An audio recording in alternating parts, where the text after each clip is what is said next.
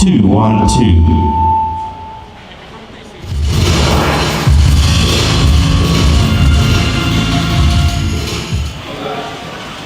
Hernan, Hernan, a voz do técnico aí não tá saindo na caixinha agora não.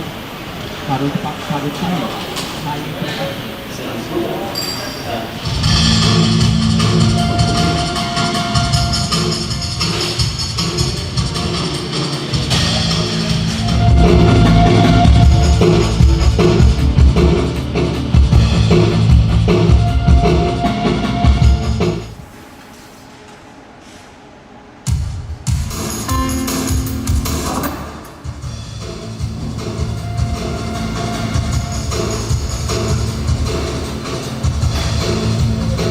What's the best and the worst part to be a sideman of a great name like Sisters of Mercy? What's the best? The best thing and the worst?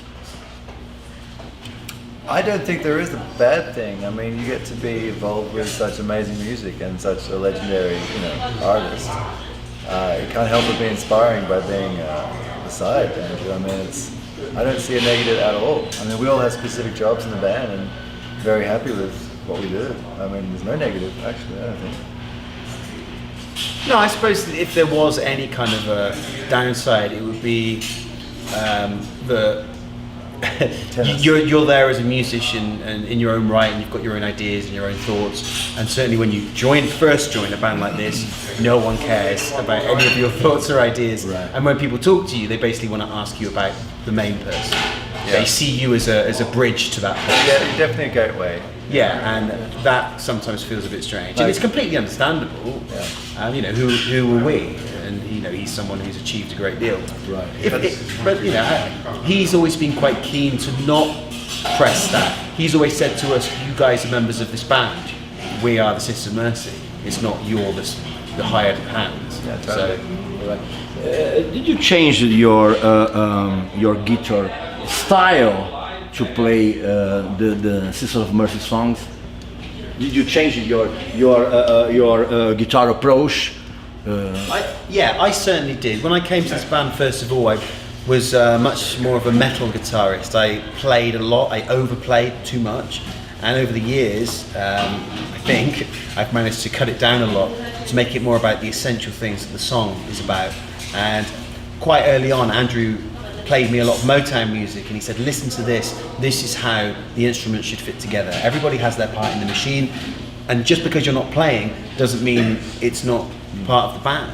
It's about understanding where those gaps come, where your time is to move backwards."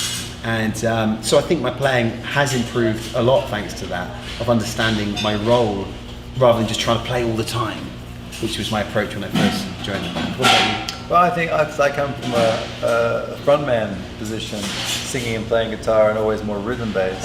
So it's not a huge difference to me. I just sing less, and I've always been more of a rhythm focused guy, and I just do a lot more rhythm stuff, like holding down the song and stuff. So to me, it's not a huge jump, but very important. It definitely made me a better player for sure, more solid. But it wasn't a huge transition for me when I joined the band. That was kind of what I did already, more of a right hand guy. So.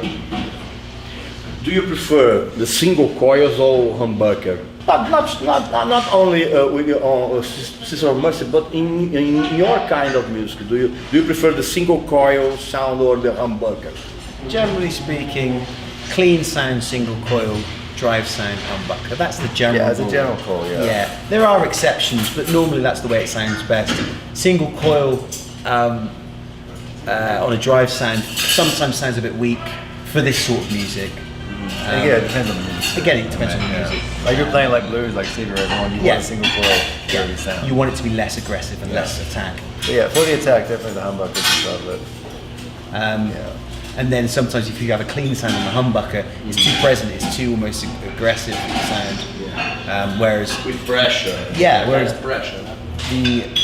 the single coil sound has more of a hollow feeling to it, which is more conducive to a clean sound. So yeah, If you've got like a humbucker and neck position, you get a warm, fat, round sound, which is a beautiful clean sound. Like on my Firebird, if I do the neck pickup, it's one of my favorite sounds ever with a little bit of gain.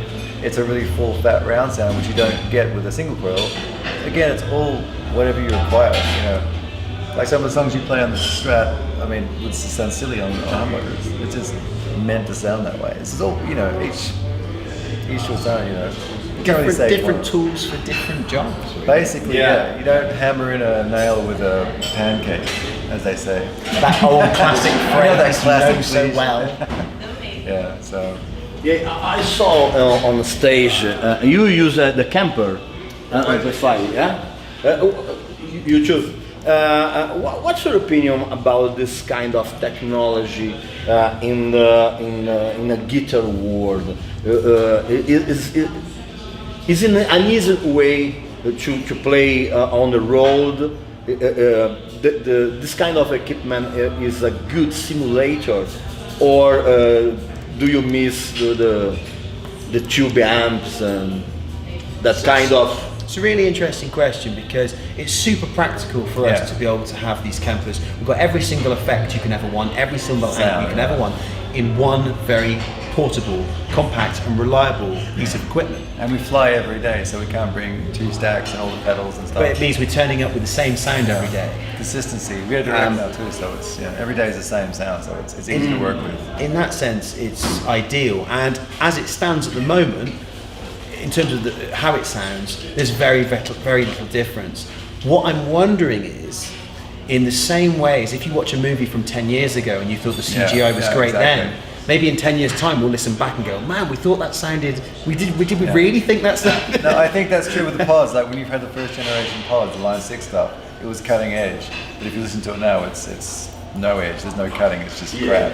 Do you remember the Line 6 times? Do you remember? Yeah, I used to do a Pod X3. I had the little pod. I had all the pods. Like pods were a big thing when they came out. Like versus your rig and stuff. I mean, I had the Axe effects. I had all that sort of stuff.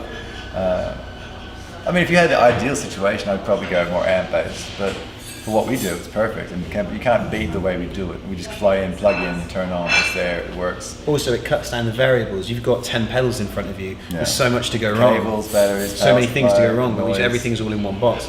It's Even little things like the lights, people don't know when you get on the bigger stages, the bigger lights, the noise they generate through your signal, the more cable you have, the more that amplifies, the more problems you get. So the Kemper having like on plug-in is pretty good for that reason. And what we've just discovered in the last few shows is we've started completely DIing the amps and not miking at all. And it's really working out well for us because you've got such a clean signal. You've got a cabinet simulator on the amp, so it sounds good, it sounds really good. And we're just getting a much more clean sound on stage with everything direct, divided up, rather than you've got 4 extra microphones. And on the stage, the sign is always clean. In your guitars and the samples, is the one sign clean and with effects after the soundboard, yeah. I think, well, we have 2. I think what you're saying there is, I pretty much play dry, clean sounds, and Ben has all the fancier sounds like All the delays and the chorus. delays, the chorus. Mine's much more of a just rhythm sort of. I have a couple of chorusy bits and clean passages, but Ben has far more change like that. I'm much more like, classic rock rhythm sound. So, but yeah, see, it's very easy to mix and blend. We could change it the next day. I mean, when I first joined. We started playing Dominion, the clean thing, which we weren't playing before. We just swapped it over, and it's very quick and easy to do. Yeah. So. I know your guitar style is very different of the System of Mercy sound. So my last question is, what's your favorite record that you feel ashamed to like?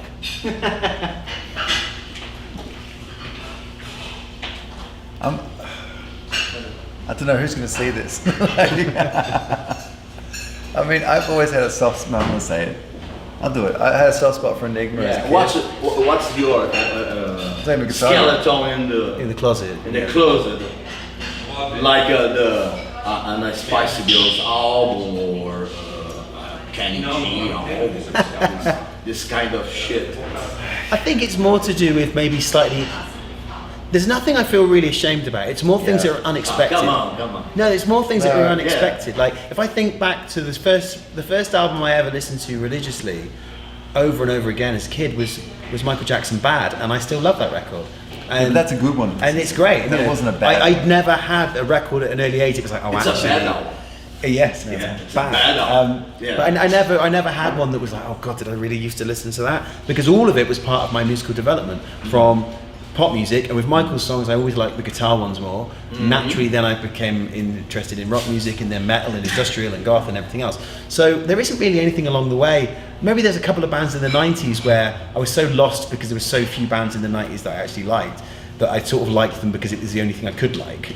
But I can't think of anything off the top of my head. I mean, I guess I could answer that better. I think the more I drink, the more my taste gets quite particular. And by the end of the evening, I end up with Russian hard bass. Have you ever heard that genre? Or Ukrainian like sex pop? I mean, I listen to pretty weird shit. I'll be honest. Ukrainian sex pop, It's my a favorite fan- genre. It's yeah. a lovely genre. They do a lot of different things over there, but also like Russian hard bass. I love that.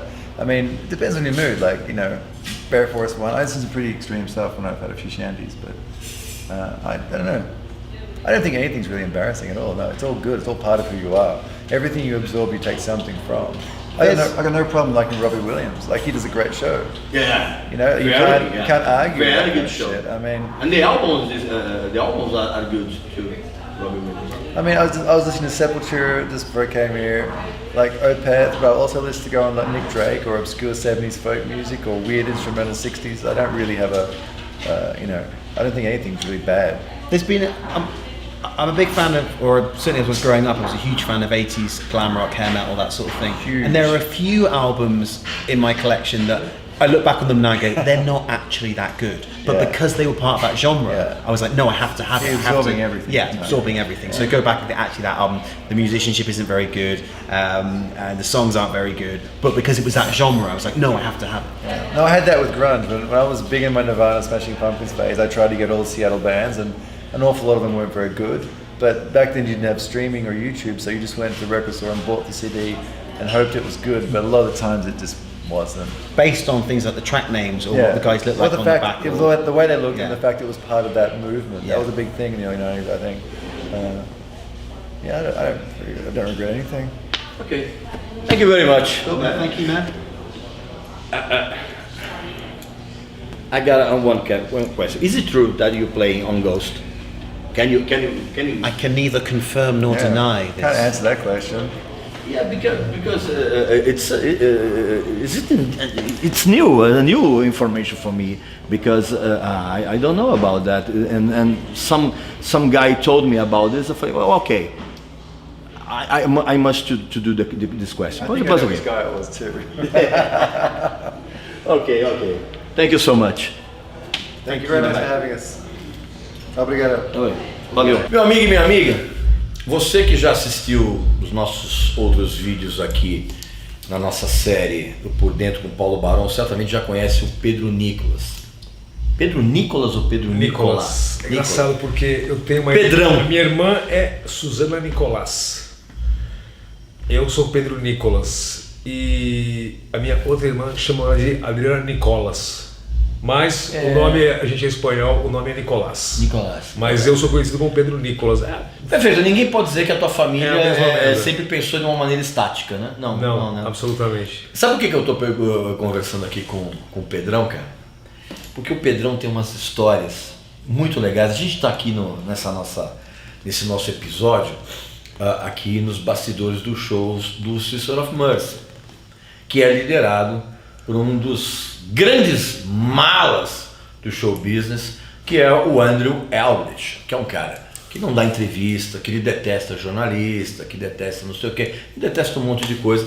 E a gente até veio aqui para esse episódio numa vã esperança de poder falar com o cara, mas não vai rolar. Mas em compensação, meu amigo, minha amiga, olha quem tem umas histórias espetaculares a respeito do Sisters of Mercy. Pedrão.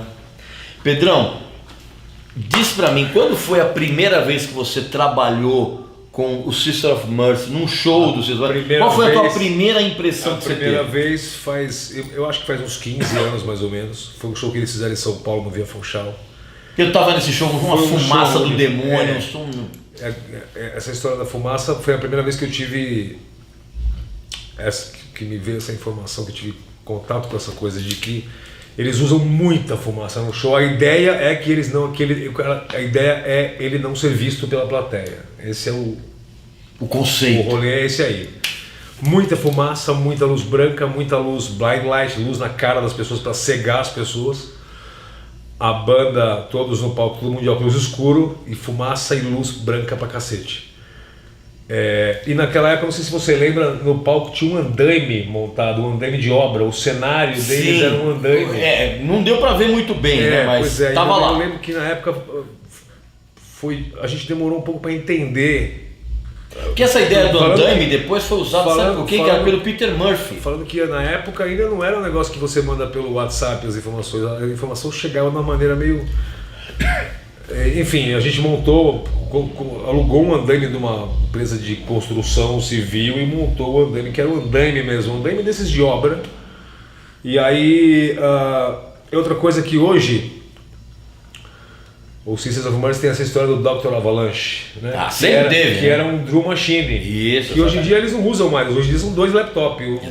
O mítico Dr. Avalanche se transformou em 2 laptops num programa, exatamente. Na época tinha essa mítica do Dr. Avalanche, que hoje em dia...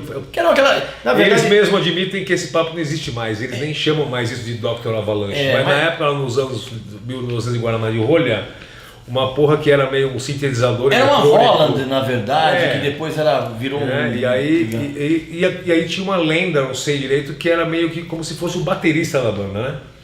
O baterista do Sisters era o Dr. Avalanche, que na real era uma máquina. Era uma máquina, sempre foi. Continua sendo. Tem um cara hoje, eu não vou lembrar o nome dele, que é um tiozinho, magrinho, pequenininho, que ele é um dos técnicos da banda, mas no show é ele que opera esses laptops, então ele fica como se fosse um DJ de laptop no palco ali.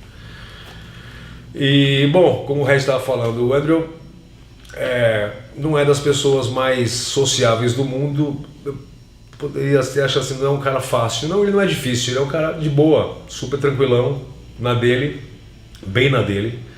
E ele excessivamente na dele. Excessivamente na dele. E ele tem algumas peculiaridades. Uma engraçada dele que eu fiquei sabendo essa semana, que eu descobri, é que quando o produtor dele chega na casa de show, às 2 da tarde, horas antes dele chegar, o cara abre umas latas de Coca-Cola e o cara me falou: vou abrir essas Coca-Colas e você, por favor, não deixa ninguém mexer. Eu falei, não entendi direito. Descobri depois que o barato é deixar a Coca-Cola ficar quente e bem sem gás. O cara bota uma colher dentro da lata para tirar o gás e ele toma essa Coca-Cola quente e sem gás e sem gelo à noite durante o show, bota numa garrafa de plástico e toma essa porcaria no show. E hoje está chegando aqui daqui a pouco um aquecedor, tá calor pra caramba hoje em São Paulo, mas o rolê do cara ele fica numa sala sozinho, fumando muito. Eu sou um fumante compulsivo, mas eu caio perto do cara, eu sou a Mônica, o cara fuma pra caralho. Cara, ele fala aquele famoso termina, o cara acende um cigarro no outro. Não, você não acredita, o primeiro show da turnê foi em Brasília, e aí essa informação não era uma coisa que estava no rider, no contrato. Foi essa na turnê agora? Isso há 3 dias atrás. Foi uma coisa que eu descobri ali em louco, né? Na hora da produção. Eu falei, preciso de uma sala, pode ser uma sala pequena, não precisa ter nada na sala, uma cadeira já tá bom. E botou a Coca-Cola ali, a Coca-Cola aberta, aquelas colheres enfiadas dentro para tirar o gás. E o cara falou, não tem um aquecedor aqui? Eu falei, já tava em Brasília, faz um calor, tava calor pra cacete. Eu falei, não, cara, preciso fazer essa sala ficar quente, porque ele fica aqui dentro fumando, passando calor e tomando Coca-Cola sem gás e Coca-Cola quente. Eu falei, nossa, que rolê bom, hein? E vestindo com casaco, de casaco, jaqueta bomber, calça do exército e bota, e tava calor pro burro, Brasília. E ele ficou ali, não ficou muito tempo, ele chegou meia hora depois, eu entrei na sala, cara, eu fumo, eu quase vomitei, porque enjoo. Ele tinha fumado, sem exagero, cara, ele tinha fumado uns 30 cigarros em 1h30. Um maço inteiro. Tinha um cinzeiro lotado de bituca.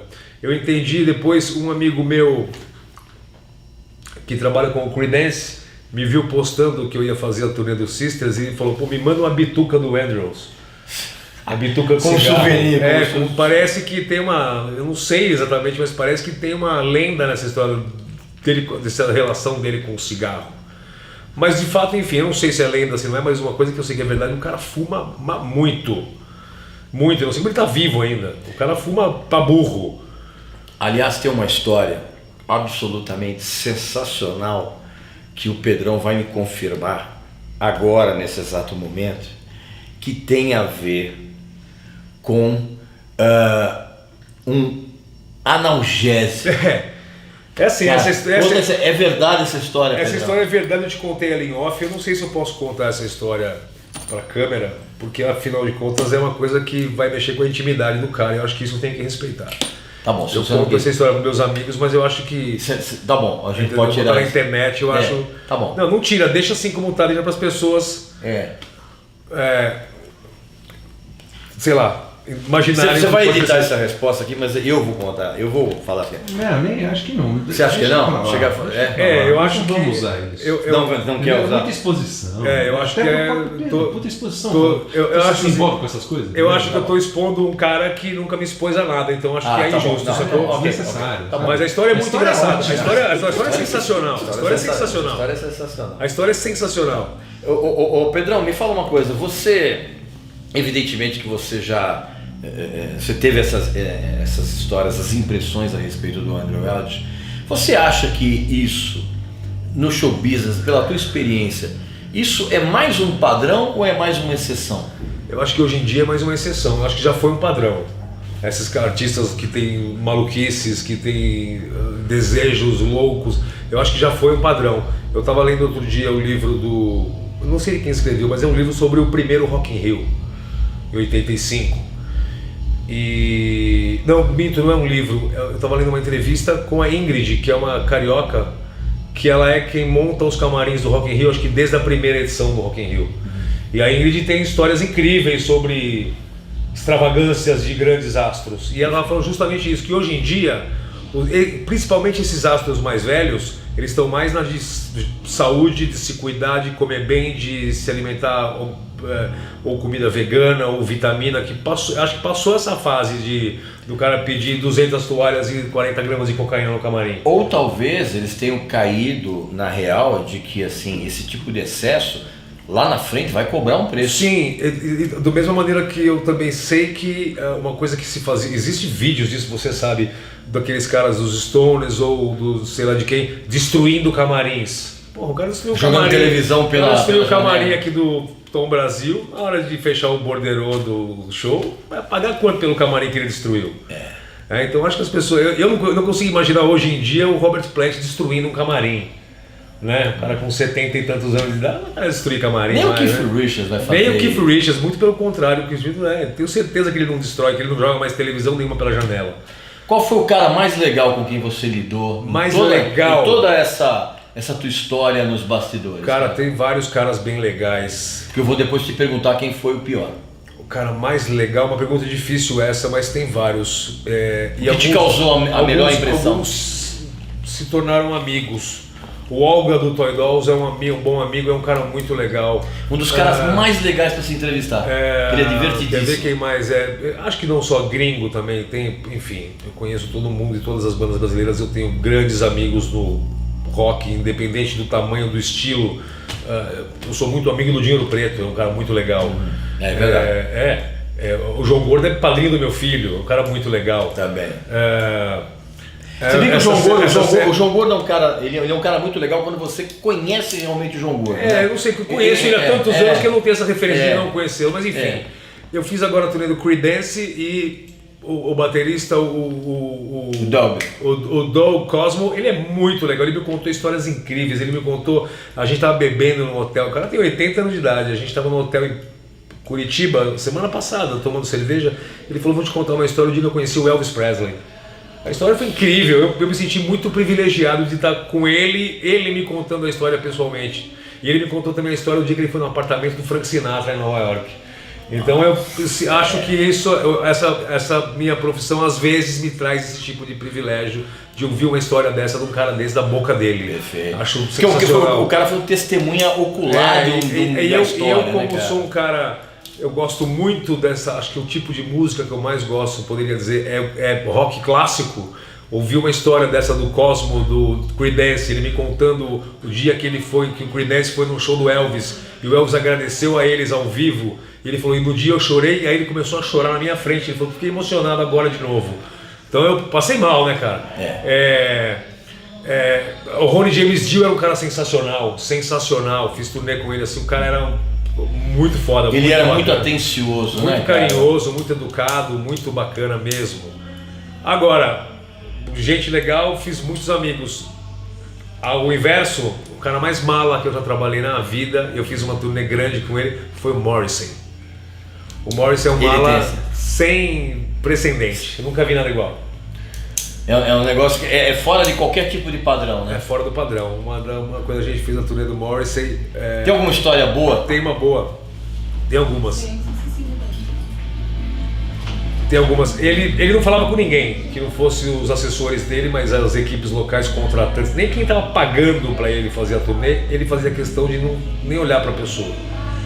E tinha o credenciamento, né? Tem as credenciais dos shows, tinha o credenciamento do Morrissey. Aí quando faltava 20 minutos para o show começar, eles distribuíam uma nova credencial. Agora só vale essa. Quem tem a do dia todo, aquela daí já não vale mais. E nessa turnê eu fui um dos poucos a ganhar a credencial. A credencial é uma foto do Steve McQueen. Que os caras chamavam de agora chegou o Steve McQueen Time. Que o cara distribuía essa credencial. E se você tivesse uma de acesso livre, mas que não fosse a do Steve McQueen, ela já não valia nada. E o Morrissey, uma das coisas assim, ele exigia um hotel 5 estrelas para toda a sua banda e sua equipe, mas ele exigia ficar em outro hotel 5 estrelas. Só que ele queria ficar em outro hotel 5 estrelas e ele queria ficar em suítes presidenciais, só que ele ficava em outro hotel, porém ele passava o dia no hotel da banda, porque ele gostava de... Ele alegava que ele queria outro hotel porque ele não queria se misturar com a banda. Mas ele passava o dia com a banda na piscina porque ele queria estar junto dos rapazes. Então para a produção era um certo pesadelo. A primeira entrevista que o Morrissey deu em 14 anos no mundo foi para a Folha de São Paulo, aqui em São Paulo, na primeira vez que ele veio para o Brasil. E para fazer essa entrevista ele exigiu que... Ele já estava num hotel 5 estrelas que eu acho que na época era o Maxud Plaza, o saudoso. Ele exigiu que abrissem reserva para ele num outro hotel 5 estrelas, onde ele fez a entrevista, e ele exigiu que abrissem outra reserva em outro hotel 5 estrelas, onde ele fez as fotos. Então você vê que o cara era um pau no cu, né? Porque você tinha que gastar $1 milhão em 3 suítes presidenciais, em 3 hotéis, uma pro cara dormir, uma pro cara tirar foto e uma pro cara dar entrevista. E aí... Fora a outra que ele tinha que ficar com a banda. E era tudo assim. A gente fez um show em Buenos Aires, no Luna Park, que é uma casa... uma arena de show clássica em Buenos Aires, e o show foi lotado, foi o Luna Park sold out, sucesso absoluto, e ele não passava som também fazia sei lá quantos anos, e ele resolveu que ele queria passar som no Luna Park, e a logística para isso acontecer foi uma desgraça. Outro que é um cara foda, que esse aí não dá pra falar que é mala, porque como ele é o inventor da parada, esse cara podia fazer o que ele quisesse, porque ele morreu, que é o Chuck Berry. Mas também. o Chuck Berry era foda. Eu fiz um show do Chuck Berry no velódromo da USP. Era um show. Foi aquele que ele tocou junto com o Jerry Lee Lewis, que veio no mesmo evento? Ele não? tocou com o Jerry Lee Lewis no Palace. Mas no velódromo da USP, se eu não me engano, não tinha o Jerry Lee Lewis, eu não lembro. Faz tempo isso já. Só que esse show não era um show que o Chuck Berry dependia da grana da bilheteria. Era um show, claro, o cachê dele já estava pago antes dele sair de casa. Só que mesmo assim, quando ele chegou no velódromo para fazer o show no velódromo da USP, que devia ter umas 10, 12 mil pessoas, ele falou, eu quero ir pra bilheteria contar os ingressos. Ele falou, puta merda, como é que o Chuck Berry é um negão de 2,5 metros de altura e tá vestido de Chuck Berry, sacou? E ele foi pra bilheteria contar os ingressos. E causou um caos na bilheteria e na rua, porque todo mundo viu que o Chuck Berry estava na bilheteria contando ingressos. E a gente falou, ele vai contar 10 mil ingressos, ele vai perder hora no show. Aí ele contou uns 300 e falou, tá bom. No show do Palace, isso aí ninguém me contou, foi comigo a história. ele chegou bem atrasado pro show do Palace. Aí tinha uma outra doideira. Ele veio pro Brasil só com a mulher e o baixista. Então, e tem essa história, o Pedrão, que isso na verdade, assim, o Chuck Berry jamais teve uma banda acompanhando Exatamente. ele. Na época, o contratante tinha que providenciar a banda. a produção do escritório dele, sei lá, alguém mandava uma lista das músicas e uma fita cassete. Falou, arruma um baterista, um guitarrista e um tecladista que toquem essas músicas.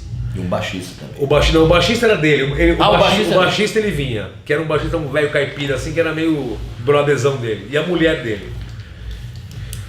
Ele dirigia o próprio carro. Você tinha que dar um carro com a chave e tinha que ter um carro na frente para ele seguir. Imagina, o cara chegava em São Paulo e ele não sabia ir pro hotel. Então ele seguia o carro de alguém local que sabia. E ele dirigindo. E ele dirigindo. No Rio, ele saiu do aeroporto e pouco tempo depois, o carro que ele estava seguindo passou, ele virou uma rua direita e caiu no mundão no Rio. E ele se enfiou num hotel assim, bem 2 estrelas, e falou, vou ficar aqui. Pagou no cartão de crédito dele e se hospedou sozinho. Ele e a mulher, o baixista, sem avisar ninguém. Sem avisar ninguém? Não tinha celular, ia avisar como? O cara no carro dirigindo com a mulher, seguindo um outro carro. Ele dá um perdido no outro carro, vê ali, hotel, está bom. Vai lá, paga no cartão e se hospeda. Até que a polícia achou o cara. Num outro show que a gente fez com ele exigia um carro que na época eu não vou lembrar, mas é como se fosse assim, vamos supor, um Cadillac DeVille 62 amarelo. Algo assim. Ele chegou no aeroporto e falou, o carro tá aqui. Ele falou, esse não é o carro que eu quero. Eu falei, mas pois é, porque não rolou, não tem o carro. Ele sentou num banco no aeroporto e falou, tudo bem, eu espero. Nossa. Isso era, sei lá, 10 da noite. Não lembro aonde, se era em Porto Alegre, sei lá onde. Eu sei Você que vai arrumar um Oldsmobile 62. Coisas assim. No show aqui em São Paulo, do Palace, ele saiu do hotel, a banda já estava no palco tocando, no Palace, tocando tipo um som, uma introdução. Esse show foi com o Little Richard. E ele estava no hotel ainda, com a banda já no palco do Palace tocando, ele ainda estava no hotel se trocando. Aí enfim ele saiu do hotel e chegou atrasadaço no Palace. Quando ele desceu do carro para entrar pela porta de entrada de artista do fundo do Palace, ele olhou, isso eu tava com ele. Ele olhou pro Palace e falou: esse lugar não tá ornando com a minha roupa. Vou voltar pro hotel e me trocar de novo. E voltou pro hotel para se trocar de novo. Voltou para o Maxud Plaza para se trocar de novo. E aí sim ele voltou pro show. E teve mais outra. Nesse show o Little Richard tocou primeiro e ele tocou depois. Quando ele subiu no palco, a primeira coisa que ele falou foi: acabou a viadagem, agora é rock and roll de verdade. Não. E ele tinha uma lei que ele não podia ver o Little Richard na área de camarim no dia. E o Little Richard estava no contrato. Estava no contrato e o Little Richard, a atitude era: foda-se, eu sou o Little Richard. Se ele não quer me ver, ele que feche os olhos. Não. E ele falou: se eu ver o Little Richard passando perto de mim, eu não, tipo, vai babar, vocês vão quebrar o contrato. Isso é uma cláusula, era uma cláusula do contrato. Então foi uma guerra entre os dois inventores do rock. E era uma situação que no fim a gente deu risada. E tinha outro detalhe. Você dá risada depois, né? Um monte de gente queria ir nesse show e não tinha ingresso. E o Little Richard, no rider dele, nas exigências dele, tinha que distribuir bíblias para a plateia. Sim. E aí, um pouco antes do show começar, param duas, eu não lembro se uma ou duas combis na frente do Palace, carregadas de bíblias. E entram os caras com caixas de bíblias pela porta, eu não lembro detalhe, mas eu sei que era uma galera entrando no Palace com bíblias para distribuir. E aí um monte de gente estava ali querendo descolar o ingresso, querendo um jeito para entrar, sacou de uma caixa de bíblia numa Kombi e entrou, a caixa de bíblia serviu de acesso. A galera, isso eu também ouvi, uma galera entrou no Palace de graça, jogando bíblia. Nossa, que coisa então, incrível isso. Então, voltando à tua pergunta, essa coisa de é um padrão, é uma exceção, eu acho que essas coisas hoje em dia são uma exceção. Porém, estava conversando ontem com a Daisy, esposa do Paulo, sobre aquele show que teve do Prophets of Rage, aquela banda dos caras do Rage Against the Machine. Sim, se era o Tom Morello com o Chuck D. Eu não estava nesse show, mas a história que eu sei é que no show aqui em São Paulo, parece que o Tom Morello falou: agora eu quero que abra as portas e a galera entre de graça. E alguém falou: mas você vai pagar? Eu tô pagando tua passagem de avião primeira classe. Na verdade ele deu uma entrevista antes já falando isso. Eu acho que isso é uma certa exceção. Eu acho que essa coisa, que aí é foda. Eu não gosto do Tom Morello, eu acho ele um chato do caralho. Aquele pipipi, que ele faz, eu acho aquele insuportável. Você chegou a ter contato com ele, não? Cheguei e ele foi muito legal. Eu tava na Argentina, eu fiz uma turnê com aquela banda Red Fang. Sim, ótima banda. Esses caras são caras que são meus amigões até hoje. Fiz uma amizade que vai durar pra sempre com eles, eles são incríveis. Eles fizeram uma vez um show aqui em São Paulo, se não me engano, num lugar ali na Rua Augusta. Exato. Isso. Augusta não, ali no. Augusta, no Inferno. No Inferno. Que aliás eu tava nesse show e o local fez jus ao nome, cara, porque tinha tanta gente ali, cara. E aí eu fiz uma turnê do Red Fang que a gente fez abrindo pro Slayer em Porto Alegre, em São Paulo, em Buenos Aires, Chile, eu acho, enfim. E no Buenos Aires era um festival e o amplificador de guitarra do Red Fang tinha dado um problema. E a gente precisava testar esse amplificador, mas precisava testar ele num camarim. E o Tom Morello no camarim dele tinha um amplificador de guitarra. Eu precisava de uma caixa de guitarra para ligar o cabeçote do Red Fang. E aí eu falei, pô, eu sei quem tem uma caixa de guitarra aqui, o Tom Morello. E fui lá falar com ele, fui lá abrir a porta, dá licença. E ele foi super gentilíssimo, foi gente boníssima, assim. Falou comigo como se ele absolutamente fosse um astro do rock. Que eu acho que talvez ele não tenha essa atitude, mas eu não gosto muito do som dele e acho meio essa parada meio botar MST no palco e abre a porta pro povo entrar de graça. Eu acho meio aquele Lula livre ou fora ele não, colado na guitarra. O cara é americano, né, cara?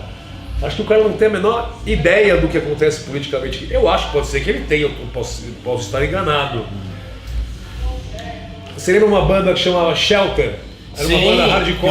Os caras Hare Krishna, sim. Eu fiz uma turnê grande no Brasil com o Shelter, a gente fez 11 shows e depois eu fiz 2 meses com ele na Europa. A gente fez um show em Santos e os gringos, eles americanos, tiveram uma ideia incrível. Ir numa loja de esporte à tarde e comprar camisetas de futebol. Porque eles pensaram, né, pô, estamos no Brasil, até no futebol. E aí eles falaram assim, vamos fazer um negócio genial que vai bombar nosso show. No Bis, a gente volta com as camisas de futebol, o show era em Santos. O que aconteceu? Bad deal. Eles entraram 5 da banda, nenhum com a camisa do Santos. Nossa. Um de Palmeiras, um de São Paulo, um de Corinthians, um de Flamengo, um não sei de quem. Ninguém com a camisa do Santos. Em Santos. Aí a molecada, né? Mas aí foi falta também de alguém chegar pros caras e falar, meu, não pode fazer isso, porque aqui nós estamos, aqui é um time da cidade. Pelo menos 1 ou 5 de Santos, mas enfim, não tinha ninguém com a camisa do Santos. Então tem coisas assim. Eu fiz uma turnê uma vez, cara, que era Scorpions, uma turnê era 4 bandas juntas. Era Scorpions, Bruce Dickinson solo, Ronnie James Dio e Jason Bonham Band, filho do cara do Led Zeppelin. Aquele tributo ao Led Zeppelin que ele tinha. E a turnê também a gente fez Argentina, Chile, não sei aonde, Panamá, São Paulo, Brasil, uma turnê grande. E o Bruce Dickinson, e a gente assim, tinha umas 3, 4 pessoas que trabalhavam para a agência, que era brasileira, que fez essa turnê. Então eu, uma amiga Miriam e mais umas pessoas. E a gente todo dia no café da manhã, no elevador, no avião, na van, eu também foi comigo que aconteceu isso. Eu vi o Bruce Dickinson de manhã e how are you doing in the morning? E o cara com uma cara de bunda.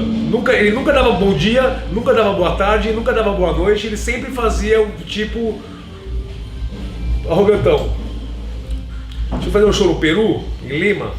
E detalhe, nessa época ele usava um visual, ele parecia a Carla Pérez, ele usava uma roupinha de lycra, assim, um shortinho, uma botinha, igual da Carla Pérez.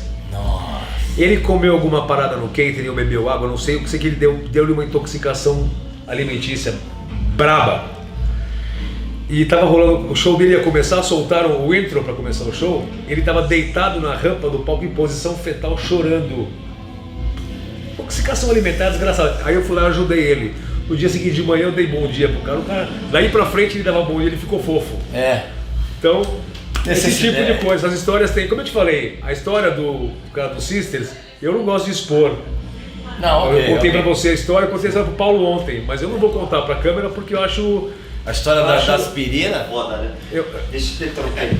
Cara, tudo bom, velho? Tudo bem?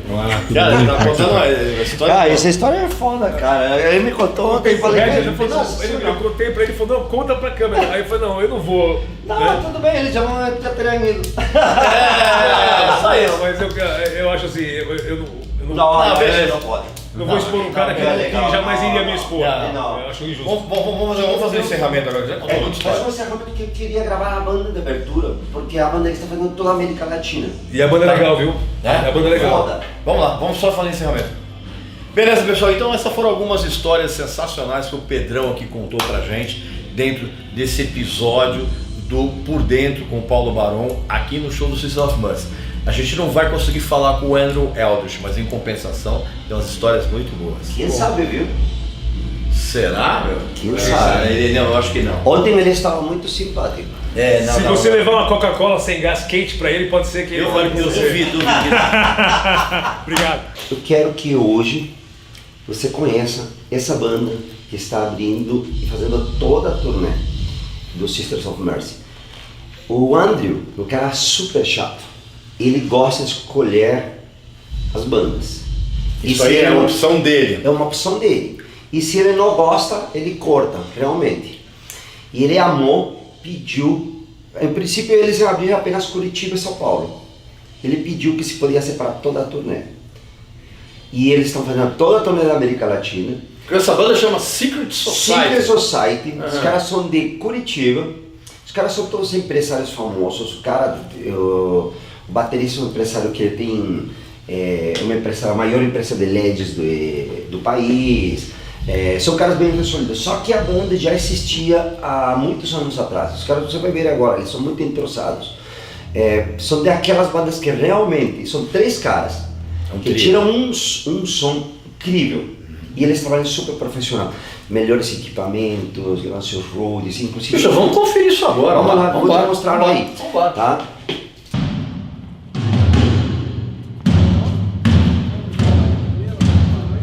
Tudo bem aí, senhores? Tranquilo aí?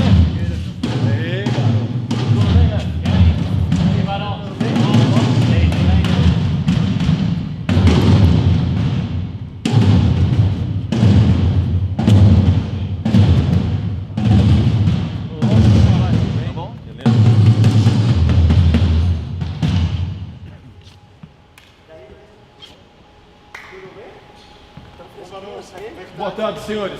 Eu trouxe o Regis aqui. Aí, ó. Não esqueci do surdo bumbo aí. Surdo Regis, como é que vai? Cara? Prazer. Tá bom? Prazer, como é que vai? Tudo bem? Surdo bumbo, isso aí. Tem uma coisa interessante aqui que eu quero mostrar pra vocês no setup dele. Assim. Aqui, ó, vem cá. Vamos dar a volta aqui. Fala, João, dá pra ver. Pra mim fechou, se quiserem passar mais alguma coisa, eu conto com vocês, beleza?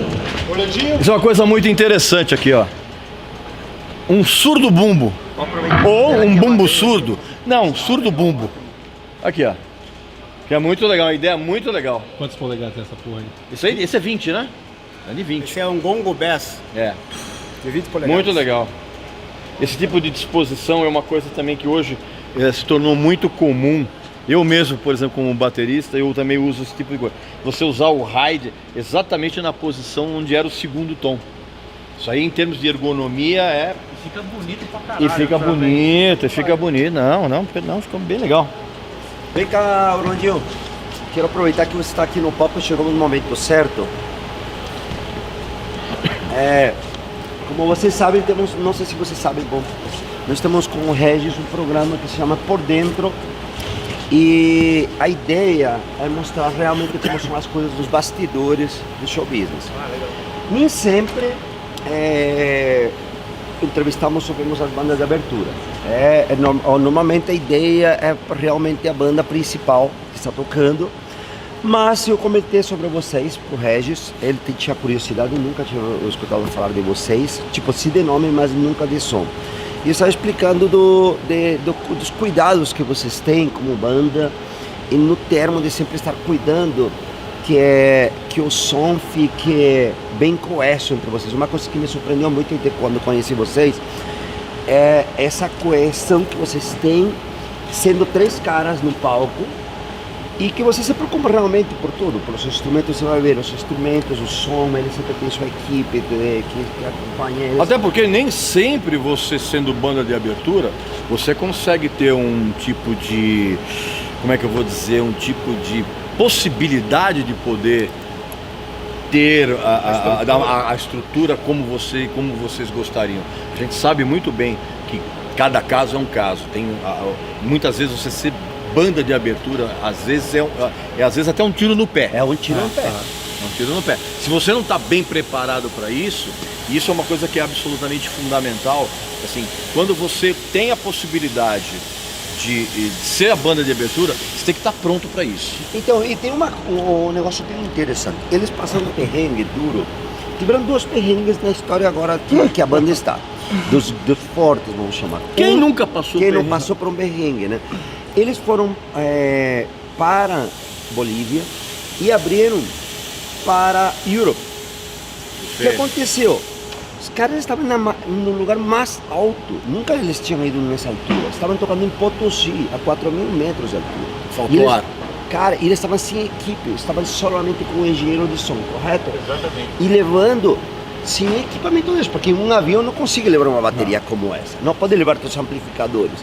E mesmo assim, os caras foram super ovacionados, gostaram muitíssimo. Saíram nas matérias de todas, desde jornais, revistas, tudo o que aconteceu lá, rádio, TV, fizeram entrevistas, os caras gostaram muito.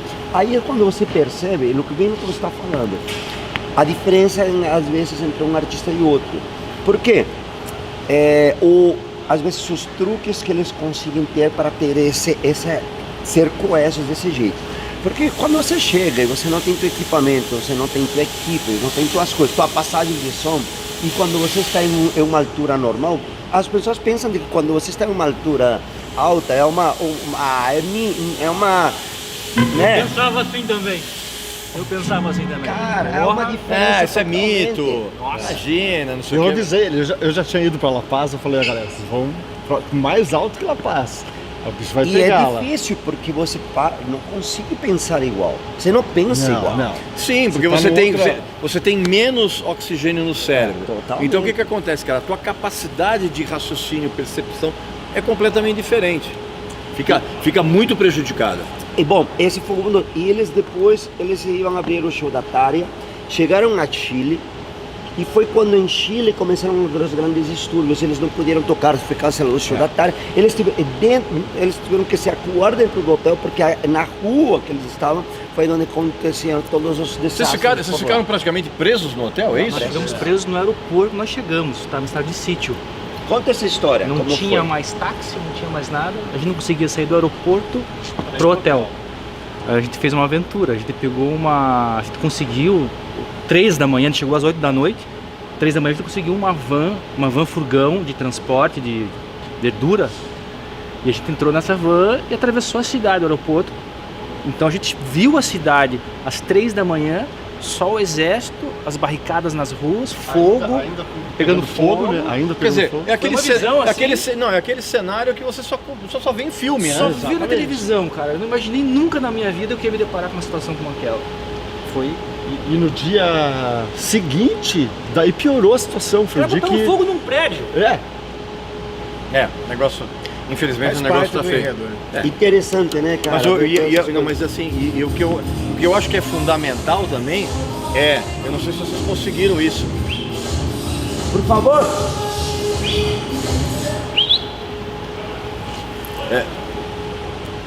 O que eu acho que também é fundamental, e evidentemente que vocês passaram por uma situação extremamente drástica, mas assim, muitas vezes quando você está com banda de abertura, você tem que estar preparado, não apenas musicalmente com entrosamento, você também tem que estar preparado para não deixar que qualquer coisa que esteja ao redor afete também a performance de vocês. Porque é muito ruim quando você entra no palco já de baixo astral.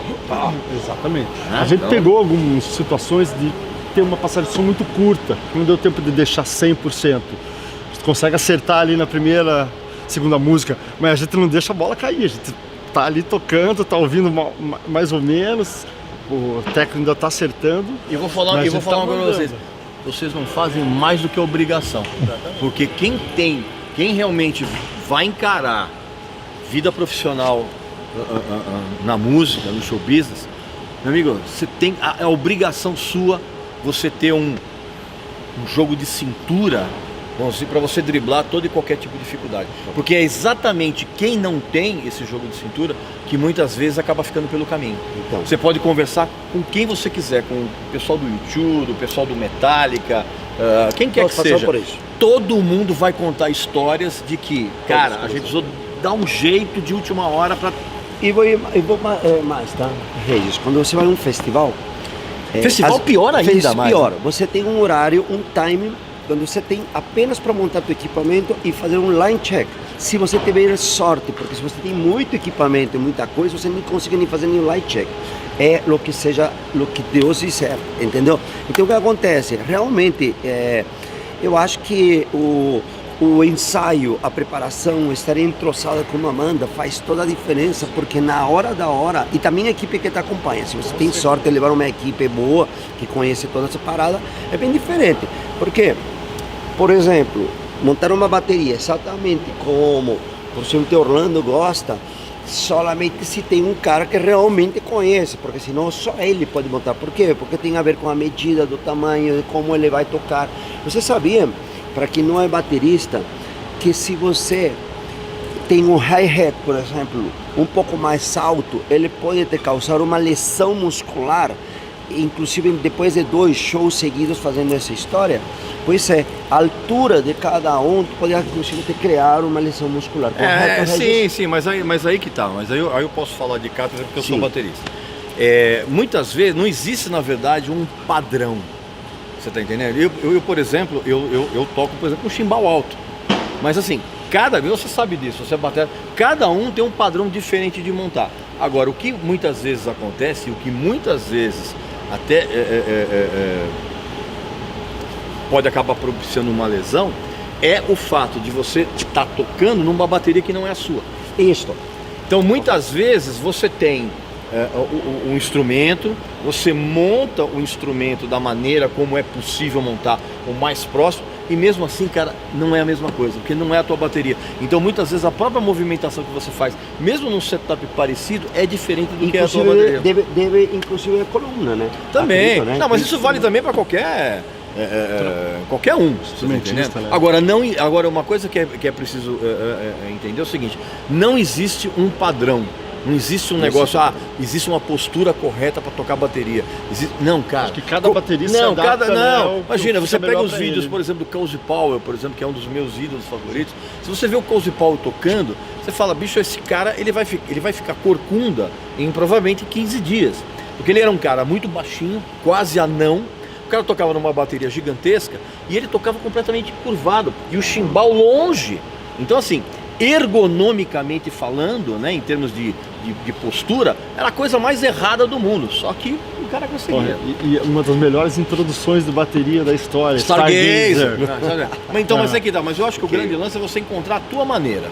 Agora, que realmente, quando você vai tocar num outro instrumento, dá uma diferença muito grande, sem sombra de dúvida. E aproveitando, contando um pouco mais sobre a banda de abertura, que é o Secret Society, para que vocês lembrem, também tem uma história bem interessante. O que já comentei anteriormente, o André escolhe as bandas, ele diretamente, se ele não gosta, e foi o André que pediu que a banda acompanhasse. Um dos caras mais chatos e malas e insuportáveis do show business. Totalmente. Então, comigo é um amor, mas tudo bem. É verdade que eu já vi ele não dá entrevista, não dá nada. Então, assim... Faz parte da persona, Faz parte da persona desse jeito. Inclusive, ele não gosta de tirar foto com ninguém. Não gosta de tirar foto com ninguém. Hoje, eu vou tentar, vamos ver se ele vai fazer uma foto com o meu livro. Eu vou falar com ele, vamos ver se ele vai querer fazer. Vou me arriscar. Roleta eu acho que sim. Roleta. Eu acho que sim, porque ele tocou na festa do 20 aniversário da Top Link. Vamos ver. Faz parte da história da Top Link, né? Bom, outra coisa aqui que eu queria mostrar para vocês. Olha essas luzes aqui. Esse não é o set de luz do Sisters of Mercy, só para vocês saberem, tá? O Sisters of Mercy utiliza só luzes que são por baixo, são luzes baixas, e eles utilizam muita fumaça. Faz parte do performance dele. Na verdade, o conceito estético do Sisters of Mercy no palco é não deixar a plateia ver os caras no palco. Esse é o conceito. Então vocês vão reparar, a gente provavelmente vai poder filmar.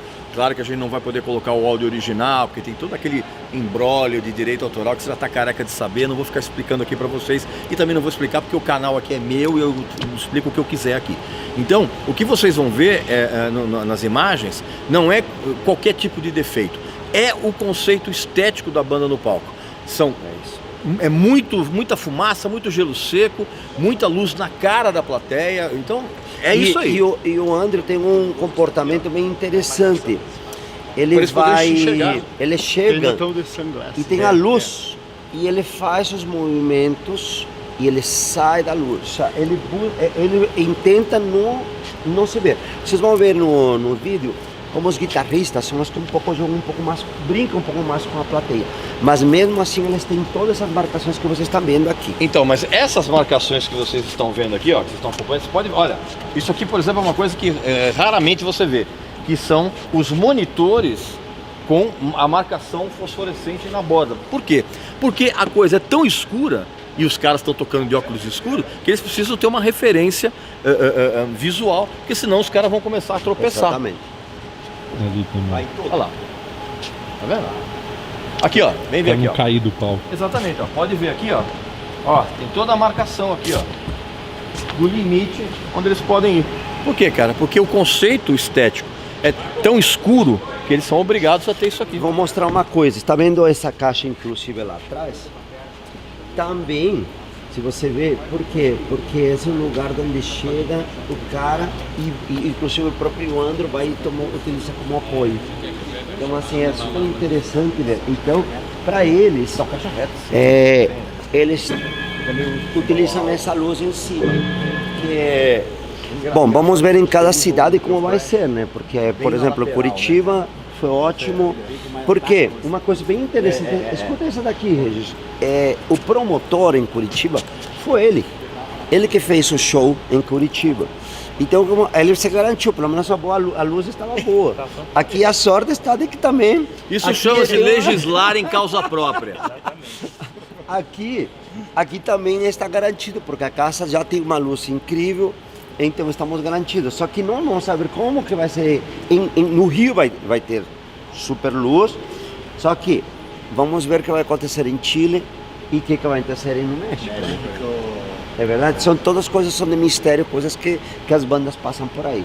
Alguma coisa que vocês quiserem comentar? Também, ó, vamos parar com esse negócio. Vamos parar com esse negócio, essa frescura de não sei o que, blá blá blá. Porque é o seguinte, meu amigo, se você tem uma banda e você tá na estrada, amigo, você tem que botar sua cara para bater. Se você não tá afim de passar perrengue, se você não tá afim de dormir mal, se não tá afim de viajar muito, de gastar muito. Aliás, isso é uma outra coisa também que a gente precisa desmistificar esse tipo de coisa. Para você ter uma banda, não importa em que estágio, você tem que investir grana.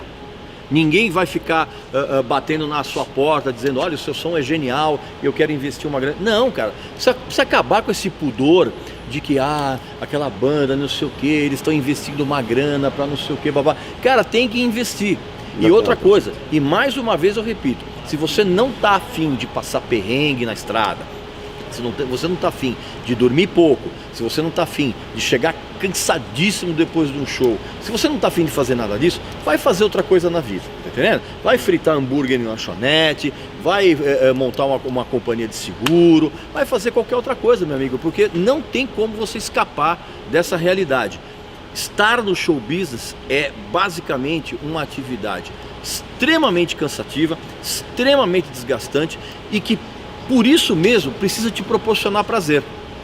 Senão, não faz sentido. Eles contaram aqui e chegaram em Chile, ficaram tantas horas no aeroporto e buscaram uma oportunidade para poder chegar apenas no hotel, no próprio hotel que eles tinham pago, os próprios custos, entendeu? Situações que aconteceram, né? E as outras que aconteceram em Potosí, que está ainda por vir, né? Nos próximos. E que vocês acreditam que estão muito cientes agora disso. Agora, como amadurece, né? A viagem. Aliás, você só amadurece. Todo o funcionamento. Aliás, isso é uma lição. Você, meu amigo e minha amiga, que está assistindo esse vídeo aqui, vai receber agora uma nova lição de vida. Você não consegue amadurecer na sua vida, não importa se é show business, você não consegue amadurecer sem sofrimento. Ninguém amadurece sendo feliz. Totalmente. Me lembro, em algum momento, algumas mensagens que me mandava Orlando e falou: Barão, estamos bem, mas não sabia que era assim. Vou contar uma pra vocês. Eu estava no hotel no Chile e eu dormi. Fui dormir, estava muito tempo sem dormir. Aí acordei às 9 e pouco, assustado, não tinha ninguém no quarto. Aí desci e estavam os dois no balcão do bar. Uau! E aí, tô com fome, né? Era quase 9 da noite. Não tinha comida. Eles falaram, não tem comida no hotel, nem bebida. Não, mas estão brincando, vocês comeram ou não? Não, não comeu nada. Aí eu peguei, já discuti com o gerente, ninguém tem comida. Aí eu peguei, fui lá na recepção, gerente, vem aqui, nós somos brasileiros, estamos aqui sofrendo, ninguém comeu nada. E ele ficou me olhando. Isso aonde? No Chile. No Chile. Ele ficou me olhando, vem aqui. Me levou lá na administração, tinha um monte de comida. Aí eu voltei com sanduíche, banana, pão, um monte de coisa. Tá aí, pessoal, tem que falar, né? Tem que articular. Tem que ir atrás, né? Tem que ir atrás. Mas tava bom. A gente passou a sanduíche e banana. Mas deixa eu contar o que está acontecendo com a gente. Em um segundo, eu vou explicar. Nós estamos tendo uma série de shows de abertura ao longo do ano. O que nós estamos fazendo? A gente recebe a programação. Vocês têm que estar no local, é 5 da tarde. Vocês vão montar o equipamento em meia hora e vão passar o som. A gente vem respeitando exatamente a programação que a gente recebe. A gente está aqui, aguarda, espera, passa, monta. Quando o Cícero chegou hoje aqui, 1h45, essa bateria já estava ali, ó, montada, cabeada, microfonada, pronto, aguardando. Então a gente também respeita a programação e o segredo, nós três aqui, a gente chega na casa, já cumprimenta todo mundo, vê quem é da mesa, quem é quem, e posso ajudar. Se viram, né? Se a gente se vira com o pessoal, faz amizade. Então isso tem nos ajudado muito. Mas você sabe o que acontece? Isso não deveria ser exceção. Sim. Isso na né? verdade tem que ser a regra. Essa é a Só que é a regra, só que assim, tem muita gente hoje, não só bandas profissionais, mesmo tem banda de abertura com muito estrelismo. A gente precisa falar isso. Então assim, essa atitude de vocês, na verdade, que tem que ser elogiada, nem deveria ser elogiada, porque assim, é uma obrigação de tratar as pessoas. São as pessoas que vão estar trabalhando para vocês no som. Então tem que tratar bem todo mundo. Quero fazer mais um comentário sobre isto, e não sobre eles, e sim sobre a banda de abertura. Na semana passada nós estivemos gravando aqui o Nazareth e teve uma banda de abertura que não vou colocar o nome, mas aconteceu uma coisa muito desagradável aqui nesse lugar. Foi esquecida uma mochila dentro de um dos camarins nossos, que na verdade era do marido da Damares, de minha assistente. Bom, ele voltou para buscar e a mochila não estava. Tudo bem, pensamos que a mochila tinha sido pego e levada e guardada. Eram 2 da tarde, ninguém falava nada, 4 da tarde nada. Até que eu entrei e falei, cara, quero ver as câmaras disso. E o que aconteceu? Um dos técnicos da tal banda tinha pego a mochila. Então o que acontece? E ainda foi perdido algumas coisas que estavam de dentro. Então assim, o que acontece? Todo o esforço que essa banda fez, investimento, porque vocês sabem, não é do caso do Secret Society, porque eles me apoiaram de outro jeito, mas todas as bandas que trabalham com a Top Link, sim, eu cobro. E por quê? Porque manter toda essa estrutura é muito caro, vocês podem ver quantas casas vocês conhecem desse jeito, com esse padrão. Então acontece, mas você vê, essa banda pagou, teve oportunidade, teve o público aqui que não conhecia, tiveram todos os jornalistas aqui na frente que vão fazer resenhas, e daí agora que aconteceu, ficaram queimados comigo. Por quê? Porque 2 pessoas da equipe técnica eram pessoas equívocas, que não faziam parte do show business, não tem que fazer parte do show business, e a gente não pode permitir isso. Infelizmente a banda pagou o pato. E ainda a banda pagou o pato. Infelizmente. Triste, porque eu gostava da banda. Porque eu escolho as bandas. Aí, em meu caso, quando alguma banda está interessada, eu escolho as bandas, escuto e dou autorização para que aconteça. Então acontece, gente, para vocês verem. O caráter, você comentou no programa anterior também muito sobre o caráter da banda. Sim. De comportamento. É importantíssimo. Às vezes é tão importante quanto a própria música. E o relacionamento, né? Exatamente. Bom, é isso aí. Obrigado. Obrigado. Valeu, gente. Valeu. Bom show pra vocês aí. Obrigado, Redação. Valeu. Tchau, cara. Valeu. Bom show pra vocês.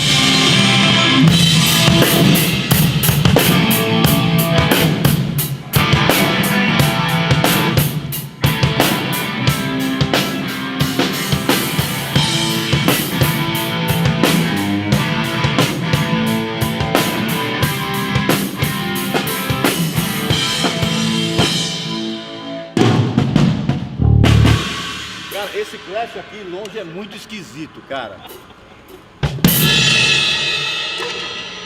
Tá bem legal, cara. Parabéns pelo set, muito bom. Nós estamos aqui, essa casa bacia neste momento. Vocês vão ver nessa delineação daqui, a pista VIP. Lá atrás a pista comum, em cima desse lado o mezanino e toda essa parte daí camarotes, esse do lado daí mezaninos, ok? E essa área daí para pessoas que a gente tem preparado, beleza? Ok, a pista VIP, dependendo do show, ela começa com 400, 500, 600 pessoas. Depende, então vocês vão ver essa delineação. Ela tem um bar exclusivo e também tem acessos facilitados para o banheiro. Pode acontecer que se em algum momento, vamos supor, a pista VIP começou com 500, pode acontecer que a pista VIP possa passar para 550, mas nem sempre é aconselhável porque tem um limite, porque tem que ter uma diagramação, porque tem as saídas de emergência, entendeu? Essa daqui, por exemplo, atende também a uma saída, aqui tem uma saída de emergência, na verdade uma saída, então não é simplesmente analoga que você vai e faz uma pista VIP, entendeu? Tem que ter muita coerência no momento. No caso, por exemplo, do show que tivemos do Creedence, que era um público que ele queria realmente uma pista VIP, nós colocamos um número maior. Começou a pista VIP realmente, bom, era 600 ingressos e ficou com 600 ingressos. Aqui hoje nós estamos com uma pista VIP de 450 ingressos.